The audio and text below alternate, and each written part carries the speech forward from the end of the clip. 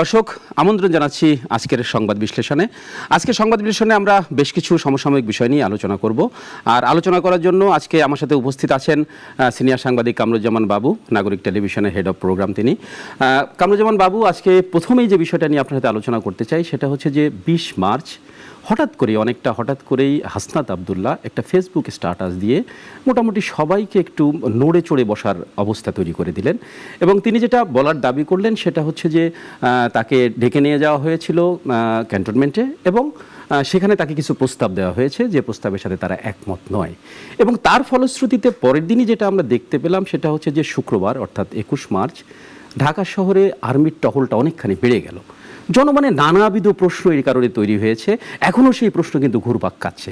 কিন্তু আসলে এটার ঘটনাটা আপনার কাছে কি মনে হয় যে এতদিন পরে হাসনাত আবদুল্লাহ কেন এই কথা বলছেন, আবার দেশের পরিস্থিতিও একটু কেন নড়ে চড়ে বসলো? আপনার মতামতটা আসলে জানতে চাই। ধন্যবাদ। প্রথমত হচ্ছে মানে 20 মার্চ বলতে আসলে 20 মার্চ রাত পেরিয়ে 21 মার্চ পড়ে গেছে। যারা ঘুমিয়েছিল তাদের কাছে কোনো ইস্যু ছিল না, যে কিন্তু নেট দুনিয়ায় তখন যারা মানে বিশেষ করে বাংলা ভাষাভাষী যারা ছিল বা বাংলাদেশের যারা ছিল, কারণ তার কিছুক্ষণ পরেই কিন্তু 2 ঘন্টা পরেই আমার ধারণা আমিও রাতে জেগেছিলাম, সেহরি খাবে মানুষ, তারপরে নামাজ আদায় করে ঘুমোতে যাবে, বা যারা অনেক রাত পর্যন্ত জাগে, যেহেতু পরের দিন শুক্রবার, বৃহস্পতিবার রাতটা মানুষ এমনিতেই তাদের সেহরি পর্যন্ত অনেকে জেগে থাকে। তো মজার বিষয় হচ্ছে আমি নিজেও খুব চমকে, আপনি তো বলেছেন যে মানে আমার কাছে তো আমি তো মানে সুনামির মতো চমকে উঠেছি, এবং আমার প্রথমে কিন্তু মনে হচ্ছে এটা কি হাসনাত আবদুল্লাহর আইডি কিনা, অরিজিনাল আমার আরেকবার মনে হয়েছে যে এটা কি হ্যাক হলো কিনা। কারণ যখন আমি দেখছি যে হাসনাত আবদুল্লাহর সেই কমেন্টের মধ্যে যারা কমেন্ট করছে তারা অনেকগুলো পরিচিত মুখ, এবং সে তখন মনে হলো যে এটার সত্যতা রয়েছে। এবার আসি মূল কথায়। আমার কাছেও খুব প্রত্যাশিত ছিল না, বা আরো 10 জনের কাছে ছিল না। এমনকি বাংলাদেশে এই মুহূর্তে আসলে যখন গত 7 মাস মানে অগাস্টের পরে যে অভ্যুত্থানের পরে আজকের যে মার্চ মাস, সামনে কদিন বাদে ঈদ, মানে এরকম একটা সময়, এরকম একটা অপ্রত্যাশিত যখন একটা ঘটনা বা গল্প বা যে কোনো বাস্তব কথা যেটাই বলে হাসনাত আবদুল্লাহ নিয়ে এসেছে, সেখানে আমার কাছে প্রথমে মনে হয়েছিল যে প্রথম প্রশ্ন হচ্ছে যে শুরুতে হচ্ছে 11ই মার্চ ঘটনা ঘটেছে। 11ই মার্চ প্রথম আমার মধ্যে প্রশ্ন হচ্ছে কেন সেটি 20 মার্চ রাত পেরিয়ে 21 মার্চ মধ্যরাতে প্রকাশ করা হলো। হতে পারে এটা কোনো একটা হাসনাত আবদুল্লাহ সময় নিচ্ছে। এবার আসি মূল আলোচনায়। সেখানে বলেছে হাসনাত আবদুল্লাহ বলতে চেয়েছে যে তাকে ডেকে নিয়ে যাওয়া হয়েছিল এবং সেখানে আওয়ামী রাজনীতি রিফাইন্ড করে নতুনভাবে আওয়ামী লীগকে বিশুদ্ধকরণ করে আওয়ামী লীগকে এখানে রাজনীতিতে অংশগ্রহণের সুযোগ নিশ্চিত করতে হবে, এবং এই রাজনীতিতে কারা অংশ নিতে পারে, কারা থাকতে পারে, এটা তাদের মতামত তারা বলেছে। এবং সেখানে একটা বিরোধী দল হিসেবে বলেছে যে একটি ভালো বিরোধী দল মানে অনেক মানে আরেকটি দুর্বল বিরোধী দলের মতোই আরেকটা পর বিরোধী দল হিসেবেই থাকবে, এবং তাদেরকে বলা হয়েছে তাদের এইটা মেনে নিতে হবে না। কিন্তু কামরুজ্জামান বাবু, প্রশ্নটা এসেছে যে সোশ্যাল মিডিয়ায় খুব জোরালোভাবে প্রশ্ন আসছে যে 11ই মার্চের ঘটনাটা হাসনাত আবদুল্লাহর মতো সাহসী একজন মানুষ, এবং আসলেই কিন্তু প্রচন্ড সাহসী একটি ছেলে আমাদের তরুণ তুর্কি, সে 20 মার্চে এসে কেন প্রকাশ করলো? আপনি কিন্তু খেয়াল করবেন না, তারা একটি এরপরে স্লোগান দিয়েছে মৃত্যু অথবা মাতৃভূমি, মৃত্যু অথবা মাতৃভূমি। অনেকে কিন্তু হাসনাত আবদুল্লাহকে বলেছে ইউ আর দা হিরো, বলছে যে মরে গেলে জানতে হবে যে আমি কেন মরে গেছি। এখানে কিন্তু কতগুলো জিনিস বলতে হবে। এখন হাসনাত আবদুল্লাহ আসলে দেখেন, হাসনাত আবদুল্লাহ কিন্তু যখন এই জিনিসটা গতকালকে প্রেস কনফারেন্সে কিন্তু সেটা বলেনি যে মানে গতকাল মানে পরে যে সে একটা প্রেস কনফারেন্স করলো জাতীয় নাগরিক পার্টির সকল নেতৃবৃন্দ উপস্থিত, সে কিন্তু সেখানে বলেনি যে 11 দিন কেন সে বা 10 দিন কেন সে বলেনি। এখানে প্রশ্নটা কিন্তু সবার যে এই 10 দিন আসলে কি ঘটেছিল। এখন এমন একটা সময় হাসনাত আবদুল্লাহ যে কথাটা বললো আপনাকে মিলাতে হবে, খুব গুরুত্বপূর্ণ ইস্যু। আপনি জানেন ইন্টারন্যাশনাল ক্রাইসিস যে ওয়ার্ল্ড যে গ্রুপটা আছে সেটা কিন্তু খুব থিঙ্ক ট্যাঙ্ক ওয়ার্ল্ডের খুব প্রভাবশালী একটি অর্গানাইজেশন, এবং এরা কাজ করে সারা দুনিয়াতে। তার যে প্রধান তিনি এসেছিলেন, আমাদের প্রধান উপদেষ্টা ডক্টর মোহাম্মদ ইউনূসের সঙ্গে সাক্ষাৎ করেছেন। ওই 20 মার্চ রাতেই বা বিকেল বেলা থেকেই আমরা সংবাদ গণমাধ্যমে আসছিল যে ডক্টর প্রফেসর ইউনূস সাহেব বলেছেন যে আওয়ামী লীগকে নিষিদ্ধ করার কোনো পরিকল্পনা অন্তর্বর্তীকালীন সরকারের নেই। এটি কিন্তু আপনি খেয়াল করে দেবেন অন্য কোনো উপদেষ্টা বলেন, বলেছেন স্বয়ং প্রধান উপদেষ্টা। যখন প্রধান উপদেষ্টা বলেন আপনি কিন্তু দেখবেন ডক্টর মোহাম্মদ ইউনূসকে নিয়ে অনেক ধরনের কথাবার্তা থাকতে পারে, আমি পছন্দ করি আপনি করেন, এগুলো কিচ্ছু ম্যাটার করে না। ম্যাটার করে উনি কিন্তু এখন পর্যন্ত যে কতগুলো কথা বলেছেন উনি কিন্তু কথা থেকে খুব বেশি নড়চড় করছেন না, ওনার কিন্তু পজিশন থেকে উনি বলে রেখেছেন। উনি কিন্তু যখন যেটা বলছেন সেটা কিন্তু জেনেই বলছেন এবং এটাও কিন্তু উনি বলেছেন, তার মানে এটার গুরুত্বটা অনেক বড়। আমি আর 10টা উপদেষ্টা বললেও কিচ্ছু যায় আসে না, উনি বলেছেন। যখন বলেছেন স্বাভাবিক আপনি দেখবেন মধ্যরাতেই ঢাকা বিশ্ববিদ্যালয় সহ বিভিন্ন শিক্ষা প্রতিষ্ঠানে একটা খণ্ড খণ্ড মিছিল হয়েছে। আচ্ছা, এখন প্রশ্নটা হচ্ছে যে হাসনাত আব্দুল্লাহর দাবি এতদিন পরে যখন আসলো, তার মানে হাসনাত আব্দুল্লাহ হতে পারে, এটা আমি বলছি হতে পারে। প্রফেসর ইউনূস সাহেব যখন এটা বলেছেন তখন তিনি হয়তো বা এটাকে ধরে নিলেন যে তাকে যে ডেকে নেওয়া হয়েছিল তারই ধারাবাহিকতা কিনা। না, আমি আসছি, কিন্তু এখানে একটা প্রশ্ন আছে। দেখেন, আওয়ামী লীগ রাজনীতিতে ফিরতে পারে এই কথাটা কিন্তু প্রধান উপদেষ্টা বা হাসনাত আব্দুল্লাহর মতে যে সেনাবাহিনী বা ক্যান্টনমেন্ট তাকে ডেকে নিয়েছে, এরও আগে কিন্তু আমাদের 2 উপদেষ্টা কিন্তু বলছিলেন এই কথাটা। একজন হচ্ছেন, তারও আগে বলছেন ব্রিগেডিয়ার সাকওয়াত সাহেব, যখন তিনি স্বরাষ্ট্র উপদেষ্টা, উনি কিন্তু খারাপ কথা বলেন নাই রে ভাই। সেটাই, এই জায়গাটা আসলে উনি কিন্তু ভালো বলছিল, উনি কিন্তু খারাপ বলে নাই। আজকে উনার কথার হিসাবে খারাপ বলেন। উনি কি বলছিল যে আপনারা পালায়ে থাকেন কেন, আপনারা আসেন, আপনারা যা দোষ করেন আসেন, আপনাদের সাথে কথা বলেন, আপনাদের ক্ষমা চান। আচ্ছা, এই অপরাধে কি করা হলো, সরাই দিলেন। আচ্ছা, এখন এরপরে কিন্তু প্রধান উপদেষ্টা যদি না, প্রধান উপদেষ্টার আগে কিন্তু তথ্য উপদেষ্টা এবং স্থানীয় সরকার উপদেষ্টা আসিফ মাহমুদ এবং নাহিদ ইসলাম কিন্তু তারা এক সভায় বলে ফেললেন যে আওয়ামী লীগ যারা করেছে তারা যদি ক্ষমা চায় তারা আবার স্বাভাবিকভাবে ফিরে আসতে পারবে, আওয়ামী লীগ রাজনীতি করতে পারবে। এটা কিন্তু বলেছিল ভাই, অন রেকর্ড আছে। তখন তো কোনো রিয়াকশন কেউ দেখালো না, তখন তো হাসনাত আব্দুল্লাহ বা সার্জিস কোনো রিয়াকশন দেয় নাই, বা নাসিরউদ্দিন পাটোয়ারি সাথে সাথে তো কোনো পোস্ট দেন নাই। আমার প্রশ্ন হচ্ছে ওনারা তরুণ ছাত্র, আমাদের আগামী দিনের ভবিষ্যৎ, তাদের উপরে একটা বিশ্বাস করতে হবে।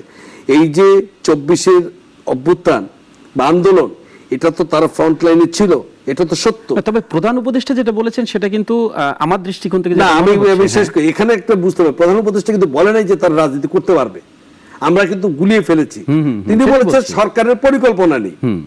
তিনি কিন্তু এও বলেছেন যে বিগত সরকারের সময় অনেকে মানবতা বিরোধী অপরাধ করেছে, তাদেরকে বিচার করা হবে, তাদের বিচারের আওতায় আনা হবে, তাদেরকে আমরা শাস্তির ব্যবস্থা করব, এটা উনি বলেছেন।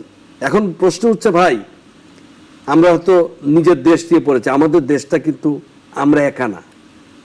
আমরা যদি মনে করি যে আমরা শুধু একা, এই 18-20 কোটি মানুষ না, আমাদের সাথে আমাদের বন্ধুপ্রতিম ভ্রাতৃপ্রতিম অনেক রাষ্ট্র আছে, আমাদেরকে যারা দাতা সদস্য আছে, যারা আমাদেরকে তাদের ব্যবসা বাণিজ্য আছে, তাদের স্বার্থ আছে, তারা কিন্তু ঘন ঘন আসছে। আপনার মনে আছে আমাদের যে ব্রিটিশ অ্যাম্বাসেডার এখনকার ঢাকা সারা কুক, তিনি কিন্তু এর প্রথম যখন এই অন্তর্বর্তীকালীন সরকার গঠন হলো, তো গঠন হওয়ার পরে যে প্রধান উপদেষ্টার সাথে তিনি দেখা করে এসে কিন্তু তিনি একটা কথা বলেছেন যে ব্রিটিশ সরকার কি চায়, তারা বলছে ইনক্লুসিভ নির্বাচন চায়। তারা কিন্তু জিজ্ঞেস করেছিল যে আওয়ামী লীগ করবে, উনি কিন্তু এক কথায় বলছে সব দলের অংশগ্রহণে একটা সুন্দর নির্বাচন তারা চায়। আপনি খেয়াল করে দেখবেন এর পরবর্তীতে যত বিদেশি ডেলিগেট বা যারা এসেছেন তারা কিন্তু ইনক্লুসিভ ইলেকশনের কথা বলছে। তবে কামরুজ্জামান বাবু, আমি একটা কথা বলি, এই যে কথাটা ইনক্লুসিভ ইলেকশন এবং সব দলের অংশগ্রহণ নির্বাচন, এটা কিন্তু আওয়ামী লীগের আমলেও সব দলই চেয়েছে, কিন্তু আওয়ামী লীগ তাদের জায়গায় দেয়নি বলে। এইবার দেখেন আওয়ামী লীগ দেয়নি বলেই, আওয়ামী লীগ তো করেনি, মানে আওয়ামী লীগ এটা হতে পারে ভাই, এদেশে বিএনপি ছাড়া আওয়ামী লীগ সব দল ইলেকশন হইল, ওই ইলেকশন কোনদিন গ্রহণযোগ্য পাবে? আজ পর্যন্ত পেয়েছে? এখনো পায়। হ্যাঁ, বলতে পারেন শেখ হাসিনা তো ক্ষমতায় ছিল, ভাই ক্ষমতায় তো ছিল, আর এরশাদ সাহেব তো ক্ষমতায় ছিলেন, এরশাদ সাহেব তো ক্ষমতায় ছিলেন না? এখন দেখেন তো বিএনপি সব দল থাকলো, বিএনপি নাই, ওই ইলেকশন অংশগ্রহণ ন্যায্যতা পায় নাই, ওই ইলেকশন বিদেশিদের কাছে প্রশ্নবিদ্ধ ছিল। আমার দেশের নির্বাচন নিয়ে প্রশ্নবিদ্ধ ছিল। আমরা আরেকটু জায়গায় যাই যেখান থেকে আমরা প্রসঙ্গটা শুরু করেছিলাম। হঠাৎ করে কিন্তু এই যে 11 মার্চ 20 মার্চ এর মাঝখানে যে ব্যাপারটা হাসনাত আব্দুল্লাহর সোশ্যাল মিডিয়ায় আরেকটা বিষয় কিন্তু প্রচণ্ড রকম ভাইরাল হয়েছে, যে বলা হচ্ছে যে হাসনাত আব্দুল্লাহ এবং সার্জিস আলম মূলত সেনাবাহিনীর প্রধান অথবা সেনাবাহিনীর কাছে গিয়েছিল নির্বাচনটাকে আরো একটু পেছানোর জন্য, কারণ তাদের যে নতুন রাজনৈতিক দল সেটা আসলে পর্যাপ্ত সময় পাচ্ছে। আমি বলছি প্রথমে গতকালকে রিয়াকশনটা আমি পেয়েছিলাম, এটার পরে আমি আশা করছিলাম দেখে আমাদের রাজনৈতিক দলগুলো, যেহেতু জাতীয় নাগরিক পার্টি তো একটি রাজনৈতিক দল এবং তারা নতুন হলে আত্মপ্রকাশ করেছে, এবং এই মুহূর্তে বাংলাদেশে হাসনাত আব্দুল্লাহ, সার্জিস আলম, নাহিদ ইসলাম, তাদের নাসিরউদ্দিন পাটোয়ারি, আক্তার হোসেন খুবই মানে পরিচিত একটি মুখ, এবং অবশ্যই এবং তাদের মধ্যে এরকম একজন মানুষ যখন একটু স্ট্যাটাস দেয়, আমি সকাল থেকে অপেক্ষা করছি যে আমাদের রাজনৈতিক দলগুলো কি ভূমিকা, বক্তব্য কি দেয়। আমি দেখলাম সর্বপ্রথম জামায়াতে ইসলামের আমির সাহেব তিনি প্রথম বলেছেন যে আওয়ামী লীগকে পুনর্বাসনের কোনো সুযোগ নাই এদেশে, তার মানে একই সুরে সুর তিনি বলেছেন, ছাত্রদের সাথে মিশে গেল তিনি বলেছেন। আমি অপেক্ষা করছিলাম বাংলাদেশ জাতীয়তাবাদী দল, কারণ সবচেয়ে বড় স্টেক হোল্ডার এই মুহূর্তে যদি আপনি বলেন রাজনৈতিক দলগুলোর মধ্যে মানে বিগেস্ট একটা পার্ট হচ্ছে এখন বিএনপি। বিএনপি কিন্তু প্রতিক্রিয়া পেতে পেতে আপনি খেয়াল করে দেখবেন ঠিক দুপুর গড়িয়ে যাওয়ার পরে রুহুল কবির রিজভী সাহেব তিনি কিন্তু বললেন যে আওয়ামী লীগের যদি যারা অন্যায় করে নাই, যারা লুটপাট করে নাই, যারা খুন করে নাই, তারা যদি রাজনীতি করে সমস্যা কোথায়, বাধা কোথায়। উনি আবার এও বলেছেন যে যারা অন্যায় করেছে তাদের অবশ্যই বিচার করতে হবে। এটি উনি প্রথম প্রতিক্রিয়াটা তারপরেও এটা কিন্তু বিএনপির পক্ষ থেকে না, এটা রুহুল কবির রিজভীর একজন রাজনীতিবিদ হিসেবে একটা মন্তব্য উনি মন্তব্য করলেন। আমরা এর পরবর্তীতে দেখলাম, খুবই অপেক্ষা করছিলাম যে দৃশ্যমান বিএনপির ইফতার পার্টি ছিল কালকে পেশাজীবীদের সাথে, ওই ঘটনার পরে যদি আপনি বলেন 21শে মার্চ সন্ধ্যায়, সেখানে কিন্তু মির্জা ফখরুল্লাহ সাহেব, উনি তো বাংলাদেশের রাজনীতিবিদ মানে একজন দৃষ্টান্ত হয়ে থাকবেন, সজ্জন ব্যক্তি, সজ্জন রাজনীতিবিদ হিসাবে না আমার দেখা অন্তত। তিনি কিন্তু খুব সুন্দর, মানে কখনোই কাউকে কিছু বললো না, কোনো মিন করলো না, এবং সংবাদপত্রের সাথে কথা বলতে গিয়ে কিন্তু ঠান্ডা মাথায় তিনি বুঝালেন সকল সমস্যার সমাধানের একমাত্র পথ হচ্ছে নির্বাচন। এবার আসেন আপনি যে প্রশ্নটা করেছিলেন আমাকে, যে আমরা শুনছি সামাজিক যোগাযোগ মাধ্যম, হ্যাঁ এটাই ধারণা হচ্ছে মানুষের, যেহেতু এখনো আইএসপিআর কোনো বিজ্ঞপ্তি দেয়নি, বা হাসনাত তো পরিষ্কার, হাসনাত যেটা বলেছে এটা এখন পর্যন্ত একতরফা আমরা হাসনাতের কাছ থেকে শুনি। আমরা কিন্তু আর্মির আসলে ক্যান্টনমেন্ট, আপনি কি দেখেছেন আজ পর্যন্ত বাংলাদেশের কোন রাজনীতিবিদ ক্যান্টনমেন্টকে নিয়ে এভাবে কথা বলেছে? উত্তরপাড়ার প্রেসক্রিপশন শব্দটা কেউ বলেছে? কোড অ্যান্ড কোড কেউ বলেনি। আপনি খেয়াল করে দেখবেন এই সাহস বা দুঃসাহস বা সাহসী বলা হয়, হ্যাঁ এই জন্য হাসনাতকে প্রচন্ড সাহসী বলা হয়। কিন্তু বিষয়টা হচ্ছে এটা হাসনাত আব্দুল্লাহ একটা বক্তব্য দিয়েছেন, এবং তার বক্তব্যকে কিন্তু সমর্থন করছেন তার দল সবাই।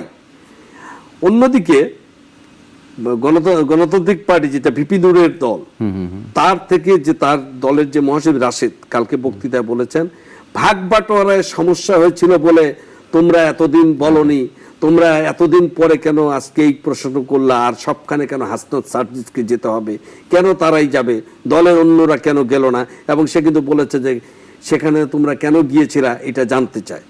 প্রশ্নটা হচ্ছে এখন কিন্তু হাসনাত আব্দুল্লাহ শুধু সমন্বয়ক না, তিনি একজন রাজনীতিবিদ। একজন রাজনীতিবিদের কাছে কিন্তু রাজনীতিবিদ কিন্তু আগে তার দায় দায়িত্ব, তার কথাবার্তা, এখনকার কথাবার্তা কিন্তু অনেক সচেতন হতে হবে।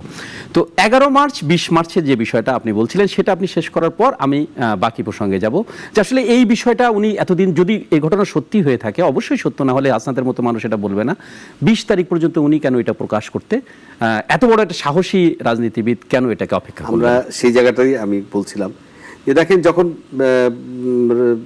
অন্য রাজনৈতিক দলগুলো এই প্রশ্ন চলে এসেছে যে কেউ কেউ তির্যকভাবে বলছে যে তারা এরকম, ঠিক এর মধ্যে আমি যেটা বলছিলাম যে হাসনাত আব্দুল্লাহ তো তার একটা বক্তব্য দিয়েছে, আরেকটা পক্ষের বক্তব্য না শোনা পর্যন্ত, বা সেনাবাহিনীর কথা যেহেতু সেইভাবে মানে এত জোরালোভাবে বলে ফেললো, এখন সেনাবাহিনী কি কোনো একটি শুধু স্বাভাবিক প্রতিষ্ঠান, খুব সাধারণ প্রতিষ্ঠান, মানে সেনাবাহিনী কি খুবই সাধারণ প্রতিষ্ঠান মনে হয় আপনার আমাদের কাছে? সেনাবাহিনী এই রাষ্ট্রের মানে কি বলবো আমাদের মানে একটা অহংকার। সেনাবাহিনী সারা দুনিয়াতে, আমাদের বাংলাদেশ সেনাবাহিনী কিন্তু আমি একজন নাগরিক হিসেবে গর্ববোধ করি, আপনি করেন, সবাই করে। এই সেনাবাহিনী সারা দুনিয়াতে শান্তি মিশনে যে সুনাম এবং অক্ষুণ্ণ রেখে এসেছে এখন পর্যন্ত, সেখানে নিজ দেশে যখন যারা অভ্যুত্থান করলেন তাদেরই একজন নেতা যখন সেনাবাহিনীকে ক্যান্টনমেন্টকে নিয়ে এটা বলছে, তার মানে এটা কিন্তু স্বাভাবিক ঘটনা না। একদমই। আমরা খুব বিস্মিত যে আমাদের সরকারের দিক থেকেও কোনো এটা কোনো বক্তব্য আইএসপিআর নাই। থেকেও তো আসনাদের এই বিষয়ে কোনো মন্তব্য আইএসপিআরও দেয়নি, আরবি থেকেও সেটাই দেয়নি, বলছি। জি, অন্তর্বর্তী যে- সরকার দেয়নি, না, দেয়নি। এমন কোন উপদেষ্টা এই বিষয়ে কথা বলছে না। আচ্ছা, বরঞ্চ আমি দেখলাম গতকালকে আমাদের স্থানীয় সরকার উপদেষ্টা তিনি বললেন প্রধান উপদেষ্টাকে ডক্টর মোহাম্মদ ইউনূসকে প্রধান উপদেষ্টা পদে মানতে তিনি রাজি হননি। আচ্ছা দেখেন, অনেকগুলো বিষয় কিন্তু খোঁট পাকিয়ে যাচ্ছে। একটা হচ্ছে দেশের এরকম একটা এবং এটাও 7 মাস পরে প্রকাশ করা হলো। এই বিষয়টা তো আসিফ মাহমুদ সজীব ভুঁইয়া আরো আগেই প্রকাশ করতে পারতো যে বুকে পাথর বেঁধে আমি এই প্রধান উপদেষ্টাকে, এটা আসিফ মাহমুদের বয়ান, রাইট। তো সো এতদিন পরে এটা প্রকাশ হচ্ছে কেন? রাইট। আমার প্রশ্ন হচ্ছে 7 মাস তো আমরা একসাথে তাদেরকে দেখেছি, আমরা সেনাপ্রধানের সাথে প্রফেসর ইউনূসের কি হৃদ্যতাপূর্ণ সম্পর্ক দেখেছি, তাদের সৌজন্য বৈঠক দেখেছি, আমরা আসিফ মাহমুদ, নাহিদ ইসলাম এবং মাহফুজ আলমকে আমরা তো দেখেছি ক্যান্টনমেন্টের প্রোগ্রামে দেখেছি, বিভিন্ন অনুষ্ঠানে দেখেছি।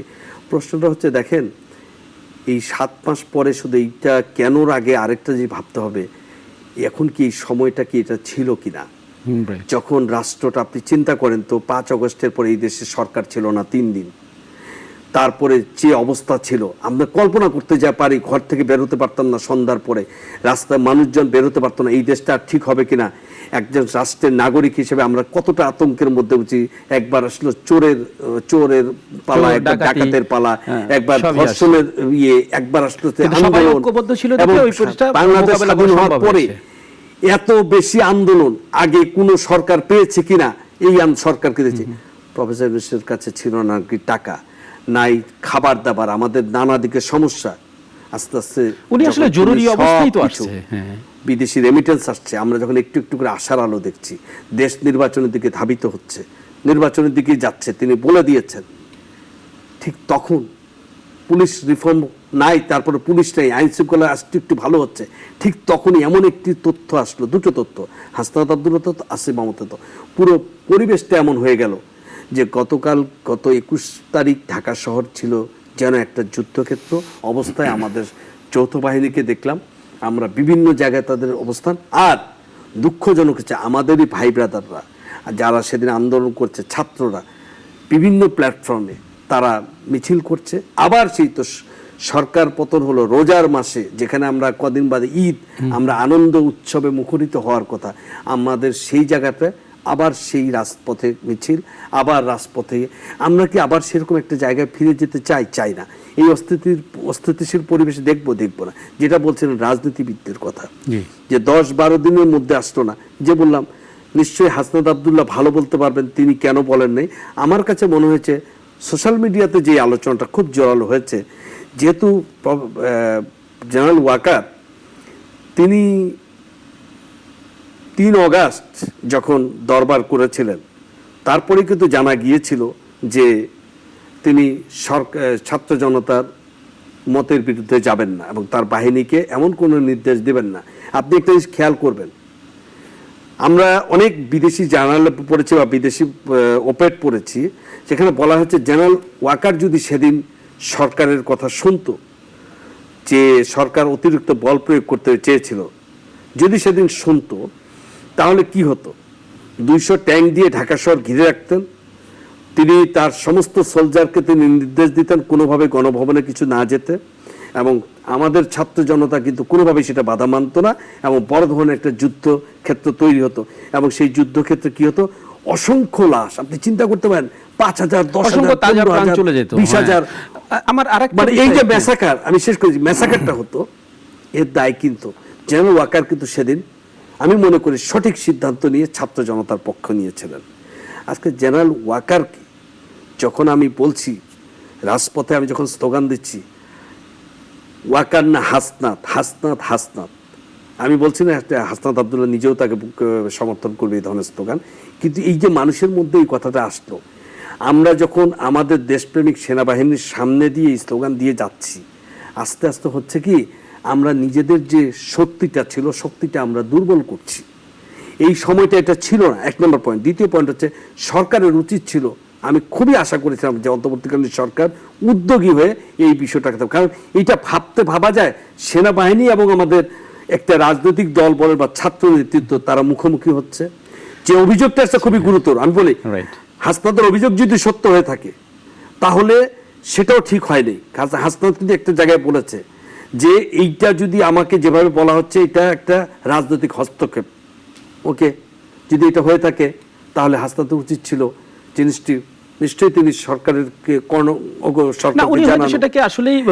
সেনাবাহিনীর আসলে কে বলেছে। আমরা কিন্তু ভুল সবাই ওয়াকার সাহেবের নামটা নিচ্ছি কেন ভাই? হাসনাত তো একবার ওয়াকার সাহেবের নাম বলেনি, উনি বলেছেন সেনাবাহিনীর উচ্চ কর্তৃপক্ষ। উচ্চ কর্তৃপক্ষ বলতে কি আসলে ওয়াকার সাহেব? আমি এটা খুব ডিফার করি, নিশ্চয়ই না। তো আমরা যে জায়গাটা বলছি যে গত 21 তারিখের যে যুদ্ধক্ষেত্র যুদ্ধভাব এবং সারা রাত একটা আতঙ্ক, কি হবে এখনো কিন্তু পরিবেশ শান্ত হয়নি। আপনি কিন্তু বলবেন কারণ এখনো এটার কোনো সুরা হয়নি, এখনো কিন্তু দুই পক্ষের স্টেটমেন্ট, কিন্তু এটা রাষ্ট্রের জন্য খুবই ক্ষতিকর। আমি একটা ছোট্ট জিনিস শেষ করি এই বিষয়ে। আজকে মাহমুদুর রহমান মান্না সাহেব খুব ভালো কথা বলছে আওয়ামী লীগকে বলছে আমরা রাজনীতিতে ফিরে আসবো। আওয়ামী লীগ না বললে আমরা নিজেরা ঝগড়া করে আওয়ামী লীগকে নিয়ে আসতেছি। ব্যাপারটা তো তাই ছিল। এর আগে আওয়ামী লীগ যখন ক্ষমতায় ছিল তখন প্রতি কথায় কথায় তারা তো জামাত ইসলাম আর বিএনপিকেই দোষ দিত, আর এখন কিছু হলে আওয়ামী লীগকে দোষ। জাস্ট মুদ্রা রিপিট হচ্ছে এই বিষয়গুলো নিয়ে। কিন্তু আমার আরেকটা বিষয় জানার আছে আপনার কাছে, যে যেটা বললাম যে রাজনীতিবিদ হতে হলে সচেতন হতে হবে। আর এর আগে যেটা তারা আন্দোলনকারী ছিল, তারা আন্দোলনকারী একটা বিষয় নিয়ে, দুটো বিষয় নিয়ে আন্দোলন করে সফল হয়েছে। তরুণ রক্তে অনেক কিছুই সম্ভব হয়। রাজনীতিবিদ এখন তো নাসিরউদ্দিন পাটোয়ারি। গতকালকে নাসিরউদ্দিন পাটোয়ারি নিজে একটা স্ট্যাটাস দিয়েছিলেন, এবং যে স্ট্যাটাসটায় উনি বিএনপির শহীদ জিয়াউর রহমান এবং জামাত ইসলামের বিরুদ্ধে অনেক বড় লেখা লিখেছেন। যে লেখার পরে যে সার্জিস এবং হাসনা দুজনেই দ্বিমত পোষণ করেছে, তারপরে উনি সেই লেখাটা আবার নিজে ওখান থেকে ডিলিট করে দিয়েছে তার ফেসবুক থেকে। আমার প্রশ্নটা হচ্ছে যে তাহলে এখানে রাজনৈতিক সচেতনতাটা কোথায় গেল? এটা কি এটা বিষয়ে আপনার মতামতটা? নবীন, আপনি অনেকদিন থেকে আমাদের এই সাংবাদিকতা করছেন এবং এই রাজনীতিকে আপনি দেখছেন। আমাদের খুব দুর্ভাগ্যজনক, আমরা সত্যিকার অর্থে বলি যে 90-এ অভ্যুত্থানে আমাদের ছাত্র নেতৃত্ব বেরিয়ে এসেছে। আমানুল্লাহ আমান থেকে শুরু করে, খায়রুল কবির খোকন থেকে শুরু করে আপনি দেখেন, বা ছাত্রলীগের যে এনামুল হক শামীম থেকে শুরু করে, অজয়কর খোকন থেকে শুরু করে সব ছাত্রনেতা আমরা পেয়েছি। আমরা দেখেছি একটা ধারা। আরেকটি ধারা তো আমরা এবার দেখলাম, এর আগে 18-তে আমরা বিপিন নূরকে যেটা বলি, নূর হোসেনকে আমরা দেখেছি। এবারে যেটা হচ্ছে নাসিরউদ্দিন পাটোয়ারি, আক্তার হোসেন, নাহিদ ইসলাম, সার্জিস আলম এবং হাসনাত আবদুল্লাহ এবং প্রমুখ যারা আছেন আরো অনেকেই, এরা পরিচিত নাম তো, বা সামান্তা, এদেরকে না অলরেডি কিন্তু জনগণ হীরক মর্যাদা দিয়ে দিয়েছিল, বিশেষ করে যারা অভ্যুত্থানের সমর্থনে ছিল। নাসিরউদ্দিন পাটোয়ারি সম্পর্কে সর্বশেষ গতকালকে তিনি যে কাজটি করলেন, একজন, আমি কোনো রাজনৈতিক দলের পক্ষ কর্মী হলেও বলবো, না হলেও বলবো, আমি কোনো দলের কর্মী না, তারপর বলছি, তিনি লিখেছেন একটি ঘটনার সামাল দিতে গিয়ে যখন দেওয়া যাচ্ছে ঠিক তখন লিখলেন জিয়াউর রহমানকে যেভাবে তিনি অ্যাড্রেস করলেন এবং জিয়াউর রহমানকে যেভাবে তিনি তার রাজনৈতিক দলটিকে তিনি যেভাবে প্রশ্নবিদ্ধ করলেন এবং জিয়াউর রহমানের কর্মকাণ্ডকে তিনি যেভাবে প্রশ্নবিদ্ধ করলেন এবং জামাত ইসলামকে যেভাবে পৃষ্ঠপোষকতার জন্য পুরোটাই বিএনপিকে দায়ভার দিলেন, আমার যে বিনয়ের সাথে বলি, বাংলাদেশের রাজনীতির ধারাবাহিকতা আমার মনে হয় তিনি জানেন না। আমি বলছি তিনি জানেন না। জানতে হবে। কেন জানতে হবে? জিয়াউর রহমানকে জানতে হবে, শেখ মুজিবকে জানতে হবে, মাওলানা ভাসানীকে জানতে হবে, সরওয়ার্দীকে জানতে হবে। আমরা যে আবারও বলছি, একটা মাঝখানে তারা সে কথা বলেছিল, যদিও সেখান থেকে সরে এসেছে, তাদেরকে ধন্যবাদ। 71 বাদ দিয়ে আমরা বারবার বলছিলাম 54-52কে বাদ দিয়ে আমরা 71 বলি। কামরুজ্জামান বাবু, আসলে রাজনীতিতে তারা একেবারে নবীন, তাদের ভুল হতে পারে, কিন্তু নতুন, কিন্তু আপনাকে একটা বলতে হবে, আমি তাদের বিষয়টা বুঝি। কারণ আমার কাছে এটা প্রথম কথা মনে হচ্ছে যে আমি একজন সঙ্গে নাই জানতে পারি, কিন্তু না জেনে কোনো তথ্য দেওয়া উচিত না। হতে পারে, মানুষ তো ফেরেশতা না, আমরা কেউই ফেরেশতা না, আমাদের ভুলের ঊর্ধ্বে তো আমরা কেউই না, ভুল হতে পারে, কিন্তু ভুলটা কি সংশোধন আমরা করেছি। যেমন নাসিরউদ্দিন পাটোয়ারিকে কিন্তু তার গতকালকে তার ভুল ধরিয়ে দিয়েছেন, আপনি খেয়াল করে দেখবেন। তার এই পোস্ট দেওয়ার পর যখন সাংঘাতিকভাবে জাতীয়তাবাদী দল থেকে বিএনপি থেকে রিয়াকশন হচ্ছে, বিএনপি করে না এমন লোকজনও রিয়াকশন দিচ্ছিল, এবং সেখানে কিন্তু সার্জিস এবং হাসনাতকে আমি দেখেছি তার সঙ্গে সহমত পোষণ করে দ্বিমত পোষণ করেছে। এবং এই যে দ্বিমত পোষণ করছে, এটাই হচ্ছে আমার ডেমোক্রেসির বিউটি, এটাই আমরা চাই। মানে আমি এই জায়গায় তাকে বলবো লেজুর ভিত্তি রাজনীতি আসলে আমরা করবো না, কেউ আমি দলকানা হয়ে করবো না, এই যে তারা করেছেন। এখন আমি বিশ্বাস করতে চাই হাসনাত এবং সার্জিস তারা খুব সচেতন ভাবেই এই দ্বিমতটা প্রকাশ করেছেন, এবং নাসিরউদ্দিন পাটোয়ারিকে এই জায়গায় আমি একটা ধন্যবাদ দিব যে তিনি শেষ মুহূর্তে আমি বুঝতে চাইবো যে তার সে ভুল হয়েছে ভেবেই, বা এটা সঠিক, এইটা কোনোভাবে তথ্যগত বিভ্রাট রয়েছে, এটা সে এই তার যে ফেসবুকের স্ট্যাটাস দিচ্ছে উইথড্র করেছে। সমস্যা হয়েছে কি জানেন, আমাদের রাজনীতির প্ল্যাটফর্ম আগে ছিল মাঠ, ময়দান, রাজপথ, আর এখন হয়ে গেছে সামাজিক যোগাযোগ মাধ্যম। আমরা সামাজিক যোগাযোগ মাধ্যমে হাইব্রিড নেতা হয়ে গেলে খুব বিপদ। এই যে আপনি বলেন তরিত ভুল ত্রুটি হবে, হ্যাঁ ভুল ত্রুটি হলে আমাদের শিখে, কিন্তু তারা কি আসলে শিখতে চায়, জানতে চায়? আপনার কাছে বলি, এই যে মব কালচার বাংলাদেশ কি পেল বলেন তো? সব গতকালকে একজন পলিটিশিয়ান বলছেন, আমি শুনতেছিলাম একটা টক শোতে, যে ভাই আমরা যে 24-এর আন্দোলন হলো এইটাতে আমরা কি নাম দেব? সাইফুল সাহেব বলছেন কালকে কথাটা, তিনি গণতন্ত্র পার্টি বা কোন একজন একটা রাজনৈতিক দলের, তিনিও এই অভ্যুত্থানের একটা আন্দোলনে তার অংশগ্রহণ ছিল। তিনি বলছেন যে আমরা 69-এর আন্দোলন, 52-এর আন্দোলন ভাষা আন্দোলন নাম দিয়েছিলাম, 69-এ মহান 69-এর গণ অভ্যুত্থান আমরা বলি, 71-এ মহান মুক্তিযুদ্ধ বলি, আমরা 90-এ গণ অভ্যুত্থান বলি, 24-এ কি বলবো ভাই? কেউ বলছে ছাত্র জনতা আন্দোলন। বলে ভাই ছাত্র জনতা আন্দোলন তো জনতা দেখি না, ছাত্র আছে, তখন ছাত্র নাই, সব ছাত্ররাই, ছাত্র দল নাই, ছাত্র শিবির নাই, একটা দল আছে শুধু, বা ভিপি নুরের দল নাই, তো ছাত্র তারা ছিল, বেসরকারি ইউনিভার্সিটি নাই। তিনি কিন্তু বলছেন, আবার বলছে যারা করতে আছে তারাও করছে, কিন্তু এত ভাগ হইলাম কেন ভাই? আমরা ওনার একটা আক্ষেপ আছে। আরেকটা কথা বলছে, এই আন্দোলনের নাম কি দিব তাহলে? জনতা তো নাই ভাই, আমরা সবাই জনতাকে নিয়ে কথা বলি। আচ্ছা জনগণ কি, কারো কাছে জনগণের কাছে কেউ গিয়ে আসলে জিজ্ঞেস করছে যে আপনারা কি চান, আপনারা কি খুশি আছেন কিনা, আপনারা কি? জনগণ তো আসলে জনগণ আমাদের কাছে একটা কি, এ ভাই আমি জনগণের জন্য করছি, জনগণটা কে ভাই? আমি আপনি আমার চারপাশে যারা আছে, এই সমাজ, এই তো। এখন উনি বলছে তার নাম কি? উনি বলতেছে এইবার নাম পেয়েছে ভাই বুলডোজার রেভলিউশন। উনি কথাটা বলেছেন বুলডোজার রেভলিউশন, কিন্তু বুলডোজার রেভলিউশন আমি অন্তত বিশ্বাস করি সেদিন আমাদের ছোট ছোট ভাই বোনেরা, আমাদের মেয়েরা, আমাদের সন্তানেরা, বা আমাদের আত্মীয় স্বজনের বন্ধু বান্ধবের মেয়েরা, ছেলে মেয়েরা যারা সেদিন রাস্তায় নেমেছিল, প্রথমে পাবলিক বিশ্ববিদ্যালয়ের আহ্বানে তাদের উপর অত্যাচার হয়েছে, গুলি হয়েছে, আবু সাইদ মারা গেছে, মুগ্ধ মারা গেছে, এই যে মানুষের মধ্যে জাগরণ তৈরি হলো, বেসরকারি ইউনিভার্সিটির সকল ছাত্রছাত্রীরা রাস্তায় নেমে এলো। তারা কিন্তু কোনো কিছু পাওয়ার আশায় নাই। সারা বাংলাদেশের স্কুল কলেজের ছেলেমেয়েরা পর্যন্ত নেমে আসলো। কেন এসেছে? তারা মনে করছে আমার ভাই মরল কেন, এই তো রাজপথে রক্ত কেন? কেউই রক্ত চায় না, কিন্তু তারা কি কখনো এইরকম বুলডোজার চেয়েছে? নিশ্চয়ই চায়নি। আমরা খুব আশা করব, যেমন অনেক পরে সরকার বলেছে যে এই মব জাস্টিস ঠিক না, বুলডোজার ঠিক না, মানুষকে বিনা বিচারে, আপনি যদি বিনা বিচারেই কাউকে মেরে ফেলবেন তাহলে আগের সাথে আমরা বদলাইলাম কি? আমাদের প্রতিবাদটা তো ছিল ওইটা যে বিনা বিচারে কাউকে মারা যাবে না। আমি যদি অন্যায় করে থাকি আমাকে ট্রায়াল হোক, যদি আমি দোষী সাব্যস্ত হই আমার বিচারটা চাই, কিন্তু আমাকে মেরে ফেলবে এটা কেমন? কেমন জানাবো? একটা ভালো জায়গায় আমরা ছিলাম, সেটা হচ্ছে আসলে জনগণ কি চায়। এটাই আমরা হয়তো জনগণের চাওয়াটা, আকাঙ্ক্ষাটা আমরা এখনো ধরতে পারছি না, বা ধরতে পারলেও হয়তো আমরা ধরতে চাচ্ছি না। এই বিষয়টা যে আসলে জনগণ কি চায়, জনগণ কি নির্বাচন চায়, নাকি জনগণ শান্তিতে থাকতে চায়, নাকি জনগণ অন্তর্বর্তী সরকারকে চায়, নাকি জনগণ এই তরুণ তুর্কিদের চায়, এই বিষয়টার আসলে কিভাবে আপনি সমাধান করবেন? খুবই সহজ প্রশ্ন, খুব জটিল কঠিন উত্তর। কারণ আমরা যে জনগণকে, আপনার কাছে একটা জিনিস দেখেন, খেয়াল করেন, আমরা যে দেশ ভাগ হয়েছিল না আমাদের 47-এর পরে, দেশ ভাগটা হয়েছিল কি ধর্মীয় রীতিতে, মুসলমান আর হিন্দুস্তান। এই তো আমরা পড়েছিলাম পাকিস্তান, আমরা মুসলমান সংখ্যাগরিষ্ঠ, খুব স্বাভাবিক, এতে কোনো ভুল নাই, ভুল নেই। এরপরে কিন্তু আমরা দীর্ঘদিন পাকিস্তান আমাদেরকে ধরে রেখেছে আমাদের ধর্মীয় অনুশাসন বা ধর্মীয় দোহাই দিয়ে, এটা কিন্তু একটা দিয়ে আমাদেরটা চুষে চুষে সব শেষ কিন্তু আমাদের শোষণ করছে, কিন্তু ধর্মীয় ইয়েতে আমরা ভাই ভাই মুসলমান। একটা সময় আমরা স্বাধীনতা পেলাম, তাই তো অনেকগুলো আন্দোলন পেরিয়ে। খেয়াল করে দেখেন এর পরবর্তী না বাংলাদেশটা কি হয়েছে, যে জনগণকে, মানে এটা বলার জন্য বলছি, যে সরকার আসছে কোনো একটি সরকার মুক্তিযুদ্ধকে তাদের সম্পত্তি মনে করে এই যে এটাকে চেতনা, এই চেতনা বিক্রি করতে করতে করতে না চেতনা তলা ঝরিবিহীন হয়ে নাই হয়ে গেছে ভাই, ভ্যানিশ, ডুমুরের ফুল হয়ে গেছে।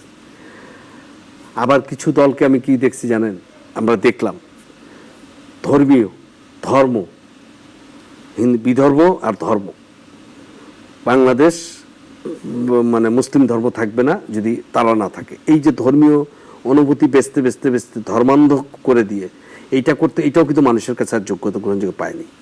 এখন আমাদের জনগণ, আসলে জনগণকে তারা সবাই যে যার মতো পাচ্ছে, সবাই যদি জনগণের কথা ভাবে। কিন্তু আজকে আপনি বলেন তো, আমরা প্রফেসর ইউনূস সাহেবকে যখন এই দেশে আসছে, এই ক্ষমতাটা নিলেন উনি যেভাবেই হোক, তখন কিন্তু মানুষের যে জনসমর্থন ছিল, কাউকে বলতে হয়েছে যে ইউনূস সাহেব আপনি কত মাস থাকবেন, সবাই বলছে 5 বছর থাকুক। আমি অনেককে বলতেছি ভাই উনি চালাক, ভাই অনেকদিন দেখছি উনি চালাক। সেই মানুষরা কেন বিক্ষুব্ধ হলো? কারণটা কি দেখেন তো?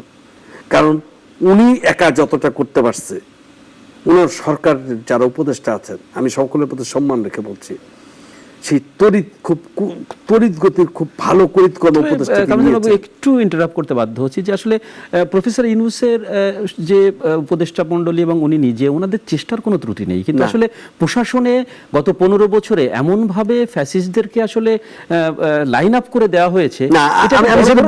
তাহলে ভাই যদি সেটাই হয়, ওকে আমি এগ্রি করি, লাইন আপ করছে, অসহযোগিতা আছে। প্রথম সমস্যা কি হচ্ছে জানেন, প্রশাসনে যাকেই দিচ্ছেন, আপনি তো অনেক চেঞ্জ করছেন, তারা আছে সবাই ভয়ে। কেন জানেন? ডিসি ভাবতেছে ডিসেম্বরে যদি ইলেকশন হয় তাহলে তো আমি নাই, এখন আমাকে ছাত্রদের সাথে কানেকশন দিয়ে থাকতে হবে। আবার যদি আমি ছাত্রদের সাথে বেশি সম্পর্ক ভালো রাখি, বিএনপি ক্ষমতায় আসলো বা জামাত বা যেই ক্ষমতায় আসুক, তারা তো আমাকে আসার পর সরাই দিবে যে ছাত্রদের পক্ষে ছিল। যখন নির্বাচনটা হবে আমাকে তো কাউকে না কাউকে একটু হলে ফেভার করতে হবে। ডিসির সমস্যা ভাই মাঠ পর্যায়ে, এটা বাংলাদেশ। আসলে প্রশাসনে আমলা, পুলিশ সবাই একই অবস্থা চায়, কোনো সুনির্দিষ্ট। আমার এখন তো প্রশ্ন মনে হচ্ছে প্রথমে যে নির্বাচনটা যেটা হবে, কারণ জনগণের যদি জন আকাঙ্ক্ষা আপনি পূরণ করতে পারতেন, তাহলে আজকে কিন্তু নির্বাচন কবে কবে এটা নিয়ে এত কথা উঠতো না। আমাদের একটা বড় সাফল্য বলি প্রফেসর ইউনূস সাহেবের, এটা আমি এখনো পাইনি, তিনি এবং তার যারা আছেন দায়িত্বে, যারা কাজ করছেন, তাদেরকে নিয়ে সুনির্দিষ্টভাবে, হয়তো ভবিষ্যতে কি হবে জানি না, সুনির্দিষ্টভাবে কোনো দুর্নীতির করাপশন অভিযোগ আপনি পান নাই, এখন পর্যন্ত দৃশ্যত নাই। হ্যাঁ আসছে, আমি একজন নাগরিক হিসেবে আশা করি নাই, কারণ এটা আমাদের 2-1 সাংবাদিক অলরেডি ইউটিউবে তারা তাদের মতামত প্রকাশ করেছেন যে প্রফেসর ইউনূস সাহেবের দরকার ছিল না, তিনি রাষ্ট্রের প্রধান নির্বাহী পদ থেকে উনি থাকা অবস্থায় গ্রামীণের যে ওয়ালেট, গ্রামীণের বিশ্ববিদ্যালয়, এগুলো কি ভালোভাবে মানুষ নেয় না। গ্রামীণ ব্যাংকের কর অব্যাহতি 2029 এই বিষয়ে অনেক বিতর্ক আছে। আমি এটা বলছি না, কিন্তু আমি বলছি প্রফেসর ইউনূস সাহেবের কিন্তু তার সম্পর্কে দেখেন, তার কিন্তু বড় গুণ, এই রমজানে কিন্তু বাজারে দ্রব্যমূল্য বাড়ে নাই। অবশ্যই আপনাকে মানতে হবে সবজি বিদ্যুতের এই অবস্থা। গতবারও আমরা একটা আতঙ্কে ছিলাম যে বিদ্যুৎ কি হবে, আল্লাহর রহমতে প্রায় 20-22টা রোজা চলে গেছে, 23টা চলে গেছে, আর কদিন বাদে ঈদ। আমরা কিন্তু বিদ্যুৎ নিয়ে হাহাকার কোথাও মিছিল পাইনি। আমরা কিন্তু বলছি খারাপ অবস্থা। আমরা কিন্তু আরেকটু বলে নেই 1 মিনিট, আমরা কিন্তু একটা আশঙ্কা করছিলাম যে ডলারের বাজার যেভাবে বাড়ছে 130 টাকা ছাড়ে দেবে, এটা কিন্তু হয় নাই ভাই। প্রফেসর ইউনূস সাহেবকে শুধু আমরা অনেকভাবে বলি, কিন্তু উনি কিন্তু ওনার এই সময়ে 7 মাসে এমন অবস্থার মধ্য দিয়ে, হ্যাঁ আইন শৃঙ্খলা পরিস্থিতি উনি ভালো করতে পারে নাই, দেশে প্রচন্ড খুন ডাকাতির সংখ্যা বেড়ে গেছে। আজকের তথ্য বলছে দেশে গত 3 বছরের সাথে মিলালে এই বছরের 9-7 মাসে আইন শৃঙ্খলা অবস্থা প্রচুর অবনতি হয়েছে। কিন্তু তারপরে তার যে রেমিটেন্স আসতেছে, এখন বৈধ পথে টাকা আসতেছে, বিমানের যে টিকিট সিন্ডিকেট ছিল, সিন্ডিকেট ভেঙে ফেলছে না, এই যে টিকিটের দাম সিন্ডিকেটটা কমে ভাঙছে, গেছে। এটা তো রাজনৈতিক সরকারের কাছে আমরা চাইছি। টিকিটের দাম কমে গেছে, টিকিটের দাম কমছে না। কামরুজ্জামান বাবু, আমাদের হাতে আর খুব বেশি সময় নেই আজকে। আমি সর্বশেষ একটা বিষয় নিয়ে আপনার কাছে জানতে চাই যে সম্প্রতি মিডিয়া সংস্কার কমিশন তাদের রিপোর্ট জমা দিয়েছে। এটা গ্রহণ হবে কি হবে না সেটা পরে, বাট যে প্রস্তাবনা এসেছে সেটাতে অনেক কিছু এসেছে। আমরা হয়তো খুব দ্রুত এই বিষয়টা নিয়ে বিস্তারিত জানার পর আমরা আলোচনায় বসবো।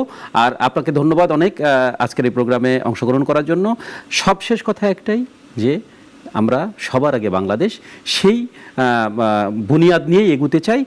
আপনি যদি কোনো কথা থাকে আপনি। আমি শুধু ছোট করে বলি যে মিডিয়া সংস্কার, one man one house one media, এই তো বলা হয়েছে। ভাই, বাংলাদেশ একটা হাউস থেকে পৃথিবীর দুনিয়া নাই, টাইমস অফ ইন্ডিয়া যেখান থেকে বের হয় তাদের হলো বড় কত বড় চেন group, আছে। আনন্দবাজারের কত বড় গ্রুপ। আমরা না কিছু কিছু জিনিস করি ভাই, ওটা না করে সাংবাদিকতাটাকে স্বাধীনভাবে করার সুযোগ দেন।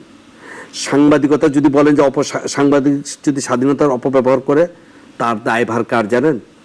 দর্শকের কাছে। সে প্রতিদিন পরীক্ষা দেয়।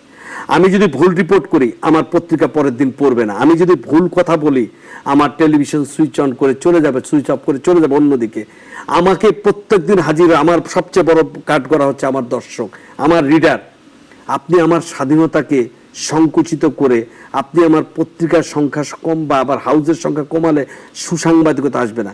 হ্যাঁ, আপনি বলেছেন সাংবাদিকদের জন্য কিছু সংস্কার আমরা এখনো দেখি নাই। আমি শুধু একটা লাইন পেয়েছি, নিশ্চয়ই বাকি সংস্কারগুলো দেখার পর। তবে যতটুকু শুনেছি, অর্থনৈতিক মানদণ্ডে সাংবাদিকদেরকে জন্য ভালো কিছু চিন্তা তারা করেছেন, সাধুবাদ দিই। নিশ্চয়ই তাদের মিডিয়া সংস্কার কমিটি আরো ভালো কিছু অনেক চিন্তা করছে, আমি সমালোচনা করছি না। কিন্তু আমি শুধু প্রথম কথা বলছি, খুবই দুঃখজনক, ডিজিটাল সিকিউরিটি অ্যাক্ট কিন্তু বাতিল হয়নি, এখন পর্যন্ত হয়নি। আমরা আশা করেছিলাম একজন গণমাধ্যম কর্মী হিসেবে হয়তো সংস্কারের পুরোটা পরে জানা যাবে। নিশ্চয়ই হবে। এই সরকারের কাছে প্রধানতম দাবি থাকবে, ওই সময় মিডিয়া এই ডিজিটাল সিকিউরিটি অ্যাক্ট আইনে যে সমস্ত আমাদের সাংবাদিক ভাইরা, মজদুম সাংবাদিক থেকে শুরু করে যারা এর শিকার হয়েছে, নিগৃহীত শিকার হয়েছে, তাদের সকল মামলা প্রত্যাহার এবং এই আইন দ্রুত তুলে নিয়ে আসুন। তাই না, এই ধরনের সংবাদপত্রকে কণ্ঠরোধ হয়, গণমাধ্যমের কণ্ঠরোধ হয়, এমন কোনো কালা আইন প্রফেসর ইউনূস সাহেবের সম্পর্কে সময়কালে থাকবে না। এইটা অন্তত একটা নজির। ধন্যবাদ কামরুজ্জামান বাবু। প্রিয় দর্শক, এতক্ষণ ছিলেন সংবাদ বিশ্লেষণে, আমাদের সাথে ছিলেন কামরুজ্জামান বাবু। আমরা আবারও আসবো এই বিষয় নিয়ে, হয়তো নতুন কোনো রাষ্ট্রের বিষয় নিয়ে। তবে একটা জিনিস দিয়ে আমি শেষ করতে চাই, যে প্রফেসর ইউনূস সবসময় যেটা বলেছেন, প্রধান উপদেষ্টা, যে মন খুলে সমালোচনা করুন। এবং এখনো পর্যন্ত আমি বা কামরুজ্জামান বাবুরা আমরা যে মন খুলে তার সমালোচনা করতে পারছি, এটাই আমাদের সবচেয়ে বড় পাওয়া। ভালো থাকুন, দেখা হবে আগামী কোনো পর্বে।